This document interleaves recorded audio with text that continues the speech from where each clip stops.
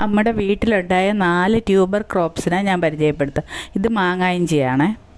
ഇതിന് ഒരുപാട് ഔഷധ ഗുണങ്ങളുണ്ട്. ഇഞ്ചിയുടെ പോലെ തന്നെ നമുക്ക് ഇഞ്ചിക്കറി പോലെ വെക്കാം, അച്ചാറിടാം, ചമ്മന്തി അരയ്ക്കാം. നല്ല മാങ്ങയുടെ ടേസ്റ്റാണ് ഇതിനുള്ളത്. പിന്നെ വയറിന് നല്ലതാണ്. അങ്ങനെ ഒരുപാട് ഔഷധ ഗുണങ്ങൾ മാങ്ങ ഇഞ്ചിക്കുണ്ട്. ഇത് നമുക്ക് വലിയ പരിചരണം ഒന്നും കൂടാതെ വളർത്താൻ പറ്റുന്ന ഒരു വിളയാണ്. ഇത് കട്ട് ചെയ്യുമ്പോൾ ഈ കളറായിരിക്കും മാങ്ങ ഇഞ്ചിക്ക്. ചമ്മന്തിക്ക് നല്ല സൂപ്പറാണ്. ഇത് കരിമഞ്ഞളെന്ന് പറയും. ഇത് നമ്മുടെ വീടിൻ്റെ മുന്നിൽ ഒരു ചട്ടിയിൽ വളർത്തുന്നത് ഐശ്വര്യമാണെന്നാണ് പറയുന്നത്. അതേപോലെ തന്നെ ഇതിനും ഒരുപാട് ഔഷധ ഗുണങ്ങളുണ്ട്. വയറിന് നല്ലതാണെന്ന് പറയുന്നുണ്ട്. അങ്ങനെ ഒരുപാട് ഔഷധ ഉള്ളതൊന്നാണ് കരിമഞ്ഞൾ. അതുകൊണ്ട് കട്ട് ചെയ്യുമ്പോൾ ഒരു നീല കളറ് ഉണ്ട്. ഇത് നന്നായിട്ട് വിളഞ്ഞാണെങ്കിൽ നല്ല നീല കളറ് ഈ കരിമഞ്ഞളിനുണ്ട്. അങ്ങനെ നമുക്കറിയാൻ പറ്റും. ഇതിൻ്റെ ഇലകളിലും നടുക്ക് ഒരു നീല കളർ പോലെ വരയുണ്ട്.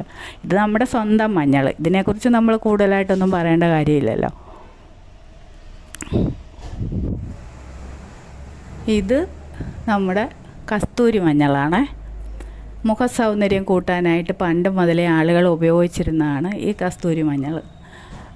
ആൾക്കാർ പണ്ട് മഞ്ഞക്കൂവ കസ്തൂരി മഞ്ഞളാണെന്നും പറഞ്ഞ് ഞാനും പുരട്ടിയിട്ടുണ്ട് മുഖത്ത്. അന്ന് മുഖം നീറി, അതല്ലാതെ മുഖത്തിന് സൗന്ദര്യമൊന്നും കൂടിയിട്ടില്ല. ഇത് കട്ട് ചെയ്യുമ്പോൾ ഇതേ കളറാണ് കസ്തൂരി മഞ്ഞളിനുള്ളത്. മഞ്ഞക്കൂവയാണെങ്കിൽ മഞ്ഞ നിറമാണ്. അതാണ് ഇത് തങ്ങളിലുള്ള വ്യത്യാസം. നോക്ക്, കസ്തൂരി മഞ്ഞൾ കട്ട് ചെയ്യുമ്പോൾ ഉള്ള കളറാണ്.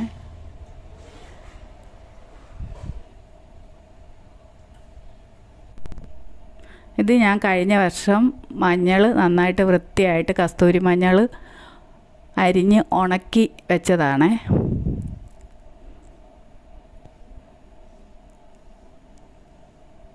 അത് മിക്സിയിലിട്ട് ഞാൻ പൊടിച്ചെടുത്ത പൊടിയാണിത്. ഇതിന് ശരിക്കും നല്ല കസ്തൂരിയുടെ മണവും കർപ്പൂരത്തിൻ്റെ മണമെന്നൊക്കെ പറയുമെങ്കിൽ എനിക്ക് നല്ല ചന്ദനത്തിൻ്റെ മണമാണ് എനിക്ക് ഉള്ളത്. ഇത് മുറിയിൽ വെച്ചാൽ തന്നെ മുറിയിൽ മുഴുവൻ ചന്ദനത്തിൻ്റെ മണമാണ്.